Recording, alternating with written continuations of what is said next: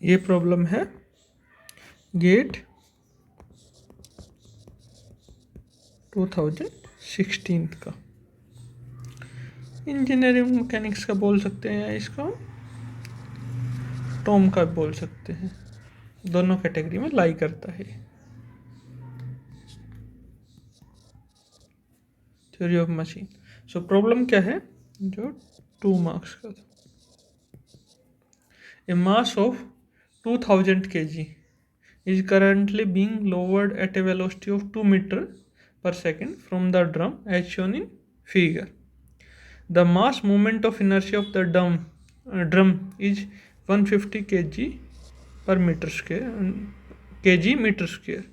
On applying the brake, the mass is brought to rest in a distance of 0.5 meter. The energy absorbed by the brake. So हमें वो find out करनी है कि कितनी energy breaks ने absorb की। देखो यहाँ पे मास था, नीचे गया, जब ब्रेक लगाया तो ये यहाँ से 0.5 मीटर नीचे चला गया। हम मान लेते हैं ये हमारा डेटम है, तो ये हमारा h1 मान लेते हैं और ये इसको मान लेते हैं, इसको h2 मान लेते हैं, इसको h1 मान लेते हैं। ये फाइनल हाइट है, ये इनिशियल हाइट थी। यहाँ पे इसके ऊपर ब्रेक लगाया गया। सो क्या करेंगे हम, इनिशियल हमारी एनर्जी क्या, क्योंकि ये रोटेट हो रहा है तो इसमें इनर्शिया है, तो रोटेशनल काइनेटिक एनर्जी है। ये मूव नहीं कर रहा तो इसमें ट्रांसलेशन काइनेटिक एनर्जी नहीं आएगी। इस डिस्क में मास है पर ये मूव कर रहा है तो इसमें काइनेटिक एनर्जी, और ये एक हाइट पे है तो पोटेंशियल एनर्जी। अब क्या बोल सकते हैं, E initial is equal to E final, क्योंकि एनर्जी तो कंजर्व रहेगी ना। तो इनिशियल एनर्जी, इनिशियली ब्रेक नहीं लगा था तो ब्रेक में एनर्जी नहीं जाएगी। तो इनिशियली कौन कौन सी एनर्जी रहेगी, डिस्क रोटेट हो रही है तो इसकी, so half I omega square. अभी हम बोल देते हैं इनिशियली जो था ओमेगा 1 था और ये वेलोसिटी थी v1। यहाँ पे ये रुक गया तो वेलोसिटी v2 0 हो गई, और जो ओमेगा 2 भी होगा फाइनल स्टेज पे वो 0 हो जाएगा। प्लस मास नीचे की साइड मूव हो रहा है तो हाफ, अगर हम इसको स्मॉल m बोल देते हैं इस मास को, half m v1 square plus, अभी यहाँ पे जो ये था हाइट नीचे गई है तो यहाँ पे कुछ पोटेंशियल एनर्जी होगी mgh1, ये हमारी इनिशियल थी।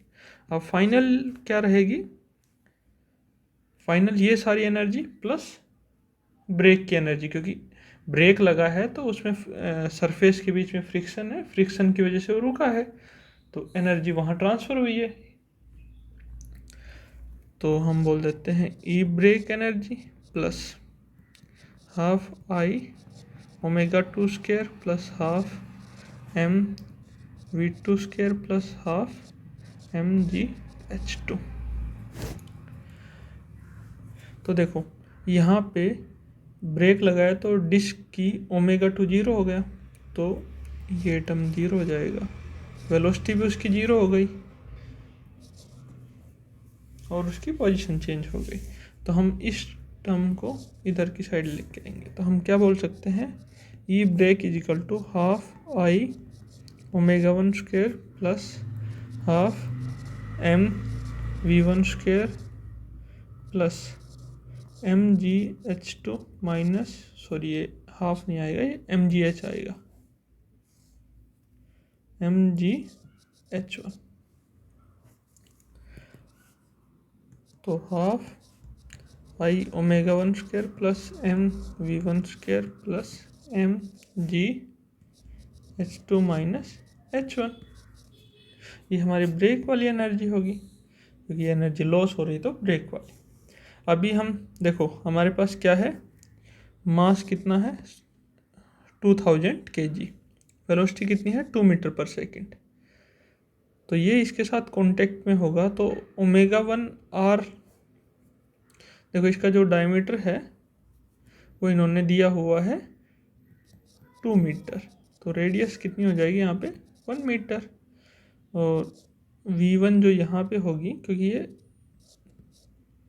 सारी स्ट्रिंग एक ही है तो यहाँ पे वेलोसिटी कितनी होगी V1 होगी। तो क्या बोल सकते हैं V1 is equal to R into omega 1। So V1 है 2 मीटर पर सेकेंड, R है हमारा 1 इंटू ओमेगा 1।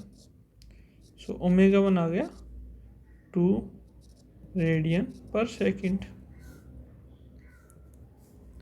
सो हाफ, और इन्होंने इसका मोमेंट ऑफ इनर्शिया दिया हुआ है ड्रम का 150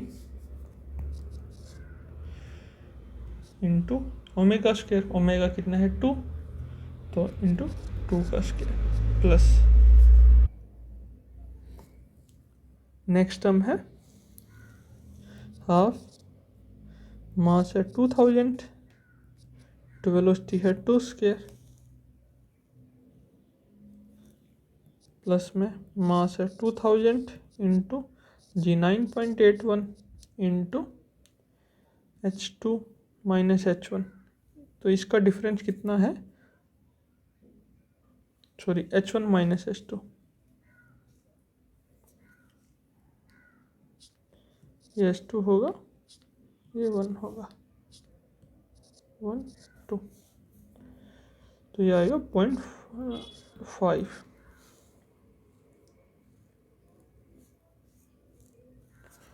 सो सारी कैलकुलेशन करने के बाद ये आएगा 1411 जूल।